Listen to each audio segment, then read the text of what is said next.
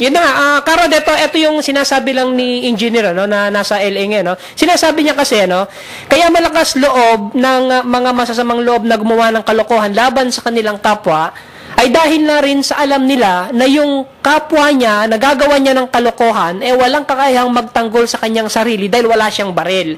Ngayon, ang lohika nga nito ngayon, sinasabi ni engineer, kung bibigyan mo lahat ng karapatang mag-ari ng baril, pero syempre, bago ka mag-ari ng baril, dahil legal yan, nasa batas, kailangan may mga restriction dyan, at tuturuan ka kung paano paghawak at paggamit ng baril ng tama.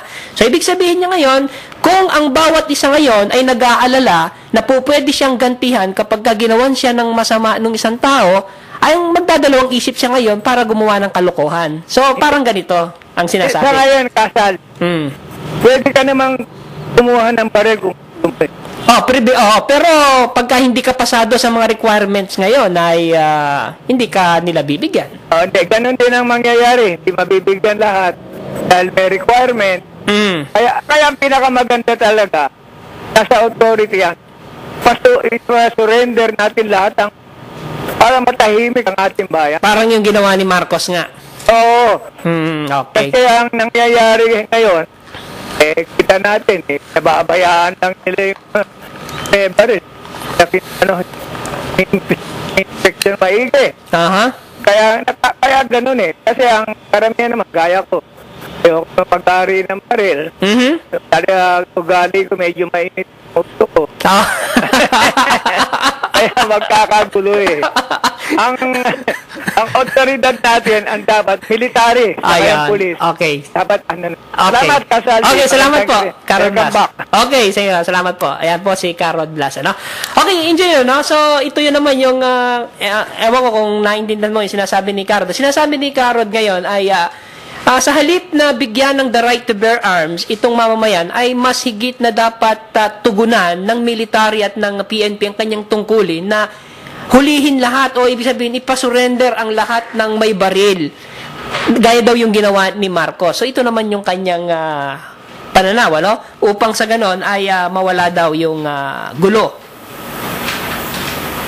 Engineer? Anong gagawin? Yung katulad ng ginawa ni Marcos, lahat ng baril na nasa labas dapat maibalik sa gobyerno. Yung ginawa ni Marcos na ipasurrender lahat ng baril. Sa gobyerno? Bibigyan baril?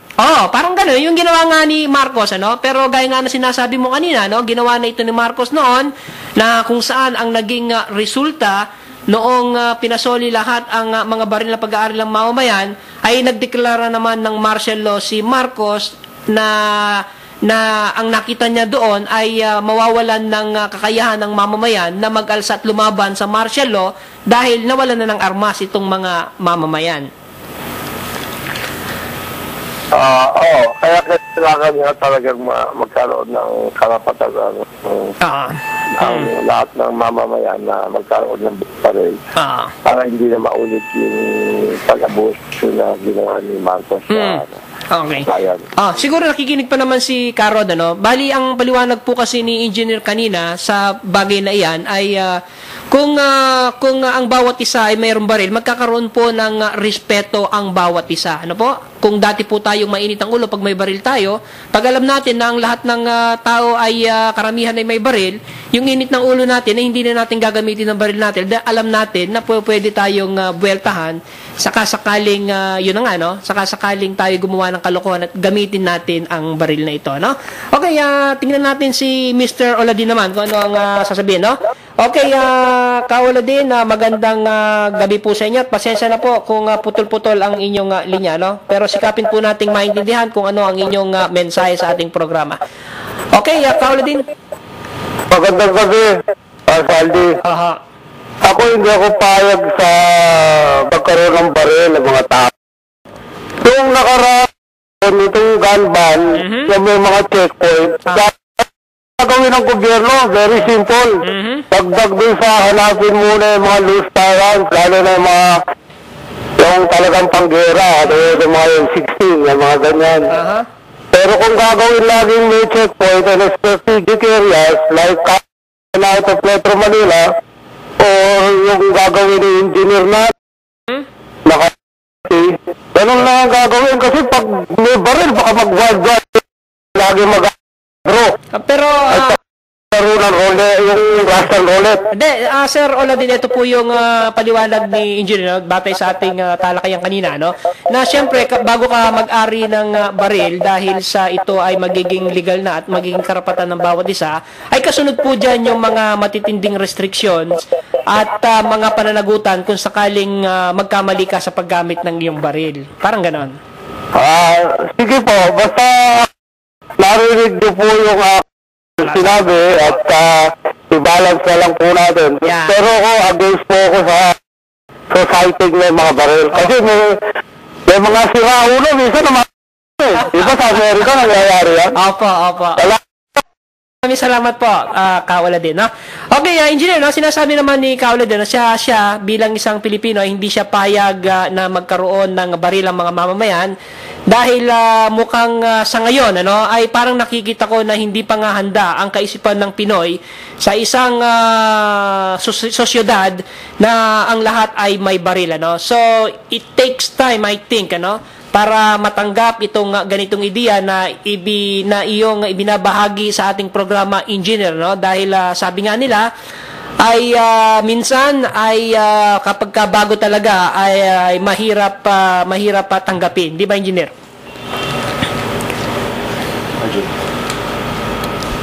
Mahirap na isipin na hindi magiging magulo, pero actually magiging tahimik. Ang magandang si Manny Pacquiao mismo palagi dito, siya ang unang natin na mag-issue ng yung amendment na yan, magkaroon ng armas sa mga tao. Kasi pag nandito siya, nakita naman niya kung paano katahimik ang mga mamamayan sa natin. Okay, Engineer, meron pa tayong isang call, tanggapin lang natin bago tayo matapos. Okay, si Mr. Ding Orpanela. Sir Ding, magandang gabi po sa inyo. Magandang gabi, Salvi. Opo, magandang gabi po. Ako yung nakikinig, Opo. Yung opinion ko, dapat hindi tama yung armasa natin o pinaring tao. Unang-una, ang iniisip ko, dito sa atin, madalas ng rally. Kung ang bawat tao ay authorized mawak ng baril, paano pag mayroong ganyang mga rally? Paano natin makukontrol ang mga taong magdala ng baril? Diba? Ang mangyayari niya, siyempre, may baril ka, ibang nasa isipan mo Diba, para kang trigger happy niyan Ito, paano kung may rally? Tama. So, paano natin kakapkapan isa-isa yan pag nagkaroon ng counter, i-barrila na. Tama. Diba? Tama, pwede. Okay. Ang gawin na lang siguro, higpitan ng regulasyon na pag ikaw ay nahulihan ng baril, ay gawin ka, yung bang bail recommended. Bigatan talaga ang batas, hindi natin makontrol ang mga nagdadala ng baril pabayaan na lang natin na karoon ng baril bawat tao. Nagulo yan. Nangyari na sa Amerika, Wild West. Talagang magulo. Okay. Salamat po, Mr. Orpanela. Okay, thank you po. Okay, Engineer, so yan naman ang punto ni Mr. Orpanela, Sinasabi niya, concerned siya dahil dito daw sa Pilipinas, madalas ang rally. Paano nga naman kung ang lahat ng a-attend sa rally ay may baril lahat? Parang magkakaroon daw ng uncontrollable situation tulad sa Wild Wild West daw noong unang panahon. Ano masasabi mo dyan, Engineer? I think bawal ang may armas sa rally. Okay.